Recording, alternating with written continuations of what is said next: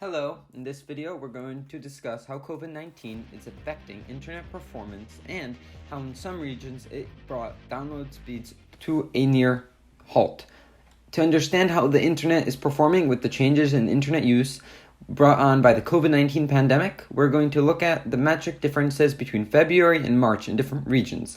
So here you see a graph of different major regions around the world where COVID-19 has unfortunately struck pretty hard, and we can see the traffic change of the uptick in traffic from February to March and the download speed change from February to March. So you can see in some places like Japan, the download speed actually improved. The technology there was strengthened, and people who were now at home were able to use the increased bandwidth.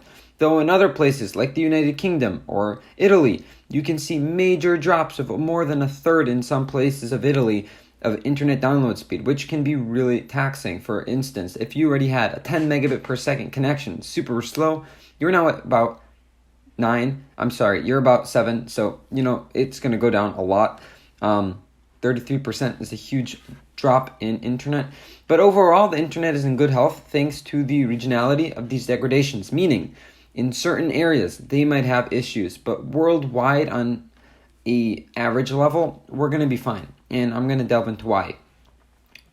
Internet performance around the world. So now we're going to look at specific places around the world and the quality of their internet and how much it degraded. And at closer to the end, after going over the different regions, we're going to discuss why and how bad it was. So if you can look at this graph of Italy, they had the number of cases. You can see that red line is the number of cases, and the blue line is the percent change in traffic. So the uptick in traffic you can see is drastic. So right from the start of the lockdown in northern Italy, where that first red dotted line is, you can see a major jump in traffic.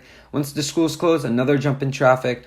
The country is locked down, another jump in traffic. And then that little green line on the bottom, you can see that black line going across is where it began. And the green line is a degradation in download speed, which is really impactful to people living in that region. And actually, this was a lot worse in different parts of Italy. Lombardy region that went on lockdown first experienced major issues. Their home Wi-Fi completely went off. They had to use their cell phone. I mean, there were some serious disruptions going on. So in overall, it went up 109% and went down 35%, as we discussed. Now Japan, they didn't have as bad of an outbreak as Italy did, as we well know, but you can still see the cases go up, and as the cases go up, there's a national holiday, long weekend, you see some uptick. School closure announced, schools closed, you can see upticks in traffic, but overall, if anything, you actually see the download speed go up. And why is that? That is because people upgraded the infrastructure. They opened up more bandwidth, so they have the capacity to take that, which is good to have. The United Kingdom, similarly, they went down as their traffic went up, their download speeds went down. So we're going to, skim through this a little quicker because you're getting the point. You can see in a lot of regions, when the traffic goes up quickly, there might not even be enough time to beef up the bandwidth of the internet. In other words, when in France, the traffic went up by a lot, the download speeds went down by a lot, okay? Spain, similarly, very similar thing. In this case, though, the download speed didn't go down as much. Now, the United States, New York and New Jersey regions, you can see a definite uptick in cases and a major change in traffic, but not so much with download speed, thank God. California actually fared pretty well.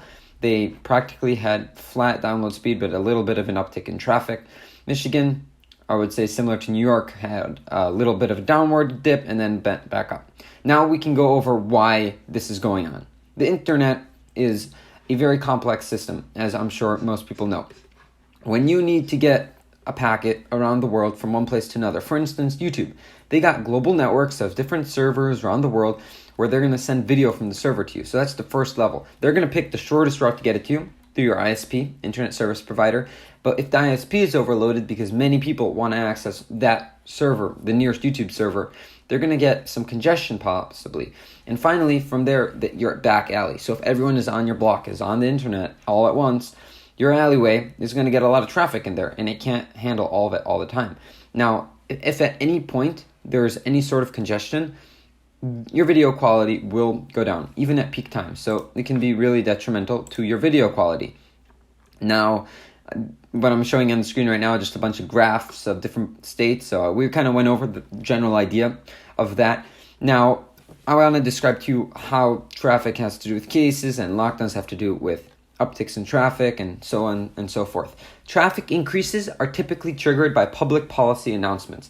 So one trend that we can see across the board is when they say you're going to have to stay at home, everyone's at home entertaining themselves using the internet, and obviously there's an uptick.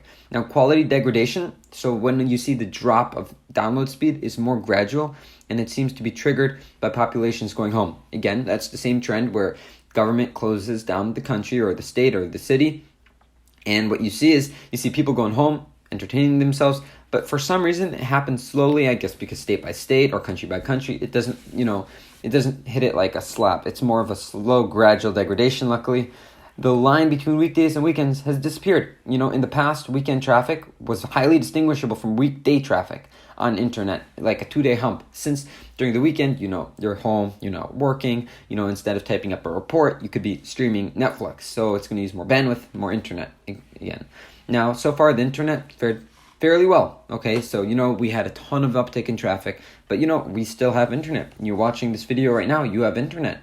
That's a great thing to know, great thing to have. And a lot of that is thanks to the fact that it's elastic. You can use your phone, and it's hard to describe the exact way of saying it, but there's kind of a network. So there are many many different paths that your data can take to get somewhere.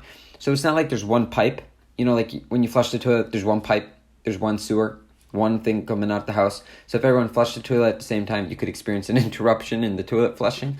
But here, imagine there's like 20 pipes coming out of your house that are, kind of going to different areas, to different directions. So even though they passed through the same area, they're not going to be completely overloaded if everyone flushes at the same time, because what if one person is flushing here, one person is flushing there, and then what if the sewage facility actually knew that they were flushing now, and they can direct the other people to other places to weaken and lengthen the strain on them. So if one plant can't take all of the data, or let's say all of the waste to that sewage plant, they can say, hey, send it to that sewage plant. So that's pretty much what's happening here with the internet.